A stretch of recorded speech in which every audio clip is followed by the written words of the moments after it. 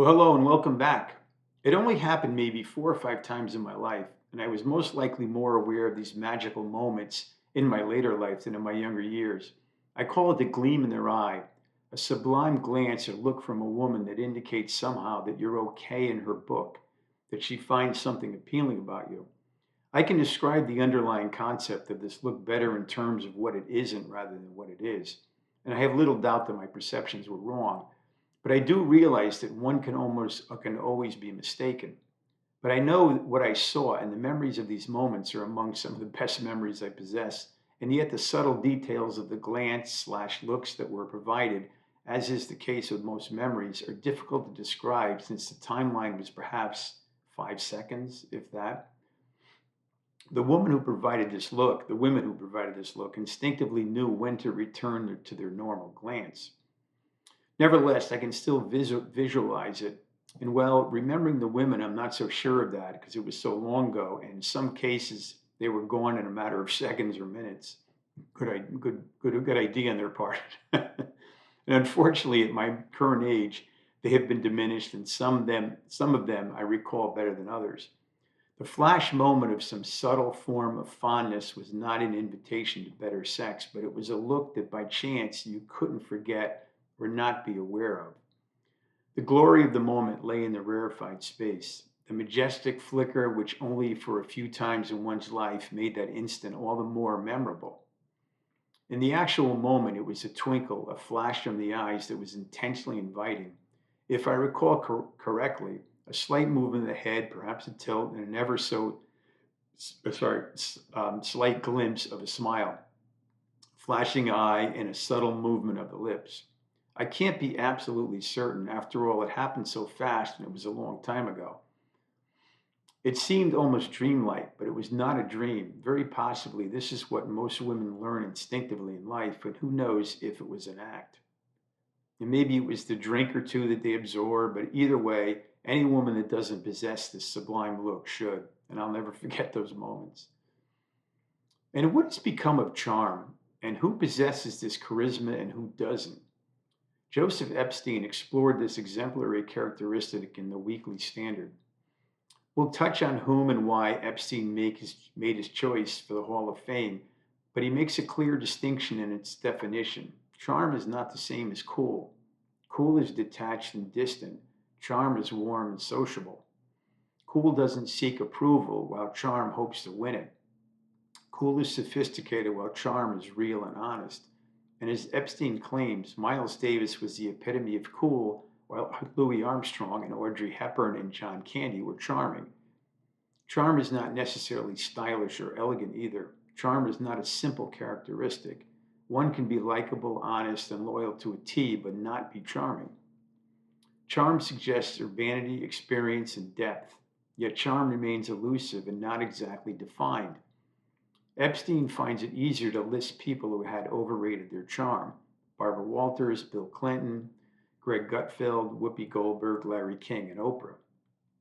Which comes to the point: if you're overconfident and think you're charming, you're probably not. Being overly opinionated does not make the grade, neither does competitiveness, flattery, or vanity. And charm cannot be overdone. Once it is, it's no longer charming. Not everyone would find Noel Coward charming, but most people would find the Marx Brothers charming, except for Margaret Dumont, of course.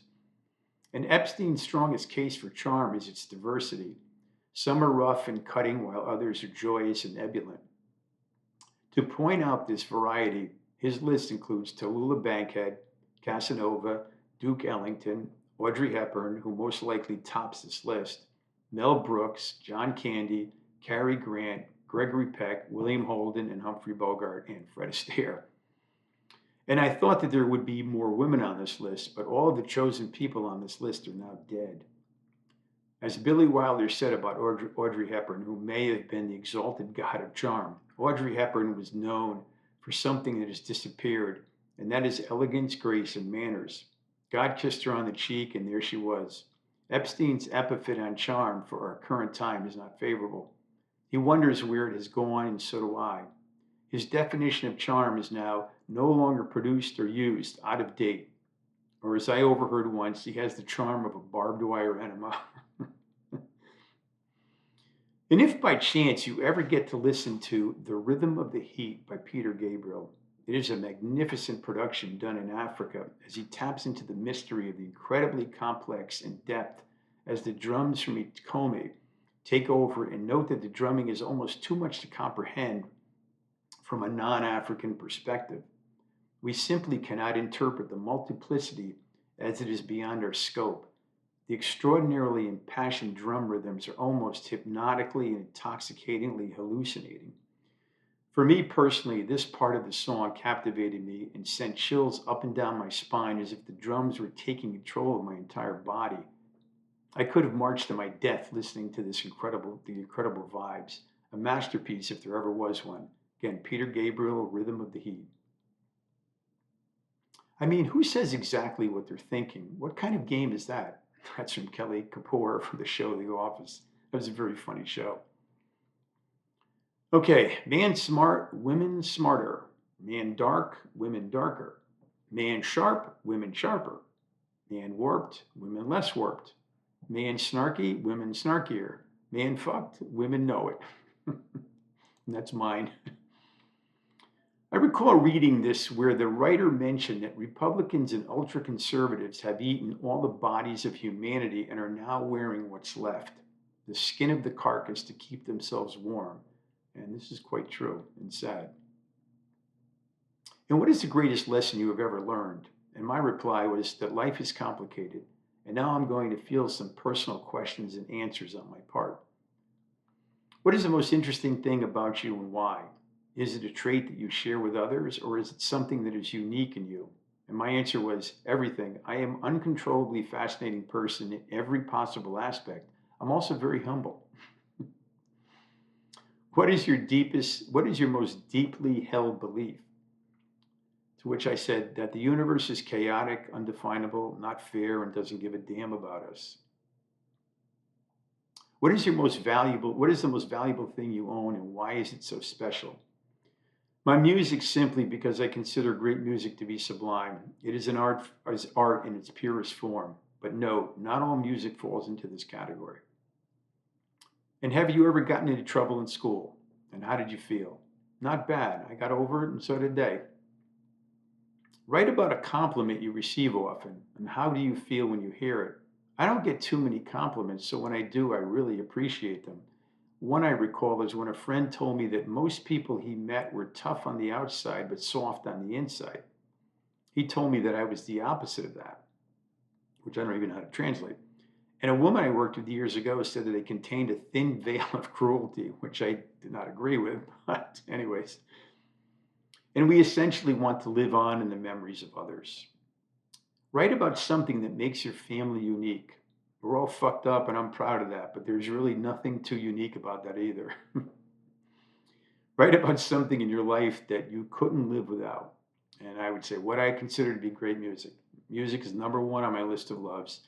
And I love alcohol, comedy, laughter, and most people. And as the saying goes, people make the world go round.